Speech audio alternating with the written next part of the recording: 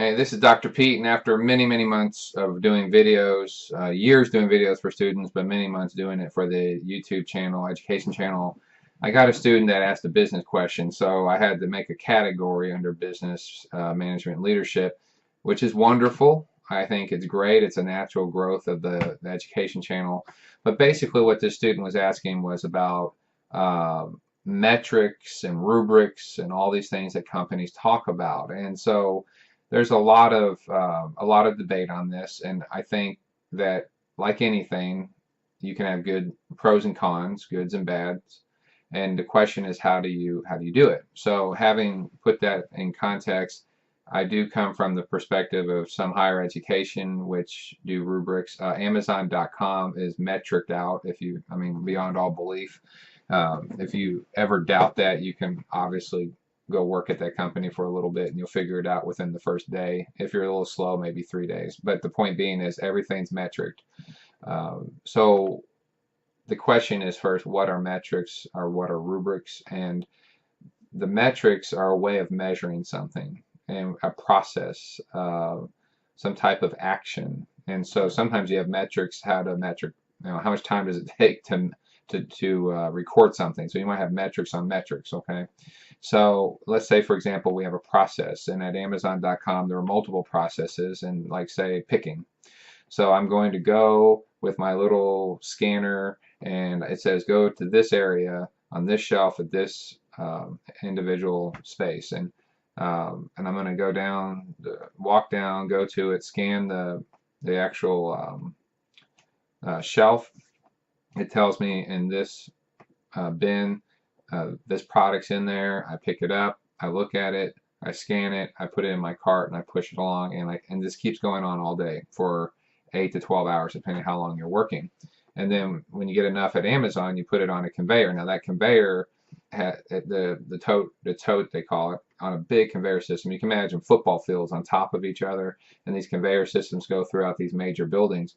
And the scanners, and they scan on the track where all these totes go. They go to this crisp plant, or if you will, a sorting plant, and then all the scans go out and it goes into these packages and it goes up and more scans and metrics hit how you package it. Then it goes down to the shipping dock and they scan and package. And then so at any point, someone can sit there in the company and say, I know exactly how long it took to pick it. I know how long it took to travel to the sorting plant. I know how long it took for the packing plant and then the shipping plant.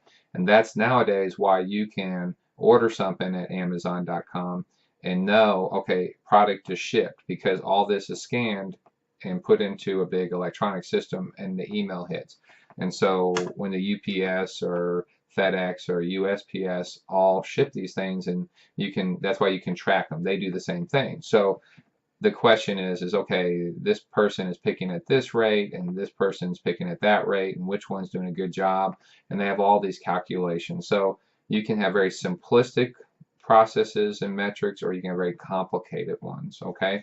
So like you might be in an office and they say, okay, you're gonna do X number of processing of files in this case, or medical or whatever, fill in the blanks.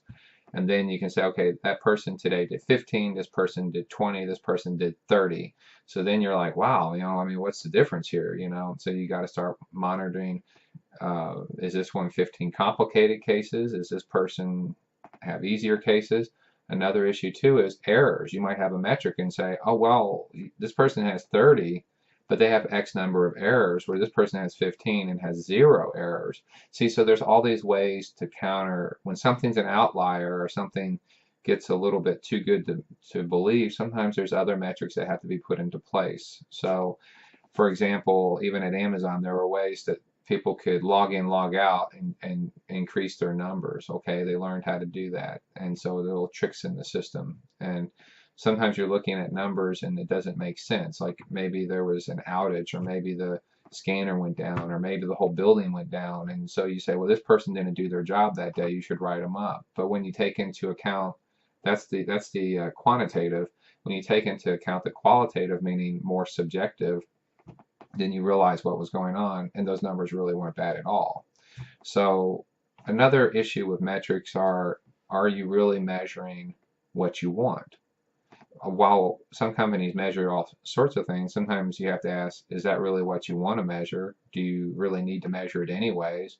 Is that exactly what, in other words, validity, is it actually what you are trying to monitor? And that's a legitimate question, because you may say, well, we're going to be processing for errors, but you may be looking at one thing in a packet, but in reality, there's all these other things you're not. So you're what they call just kind of ignorant. You're content being ignorant or not knowing.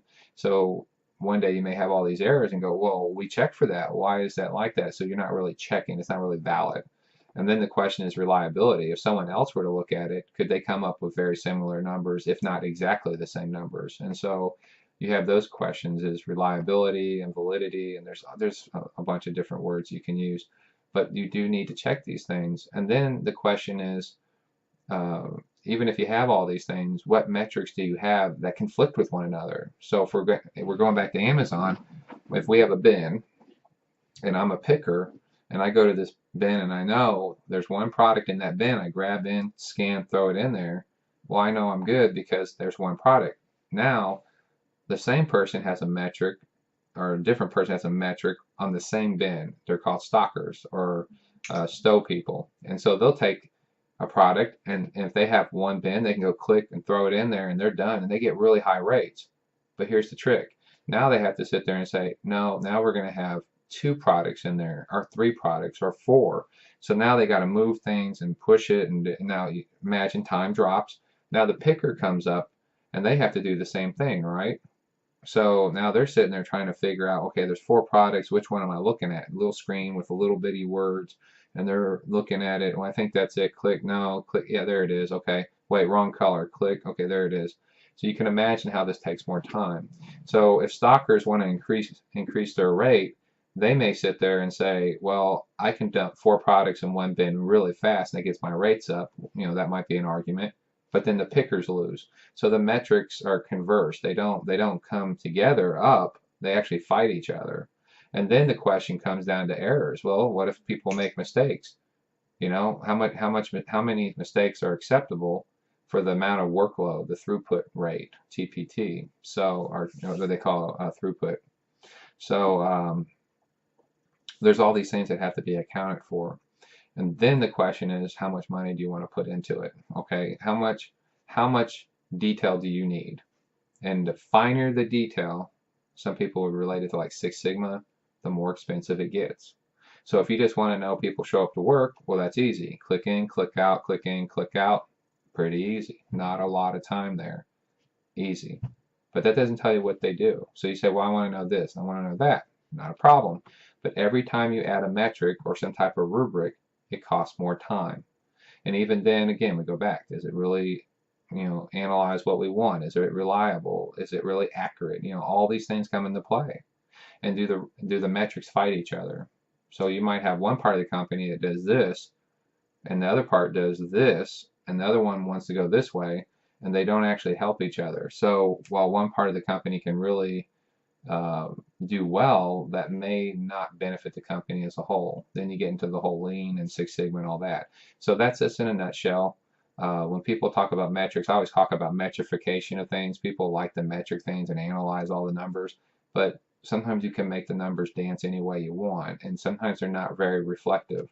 So when you hear someone talk about, well, we analyzed this issue or we did that, especially in politics, okay, yeah, always look at what they mean. What did they define that to be? Okay, what's that mean? Okay, what are we really, don't just accept on the surface the words and the phrases, really read what it means.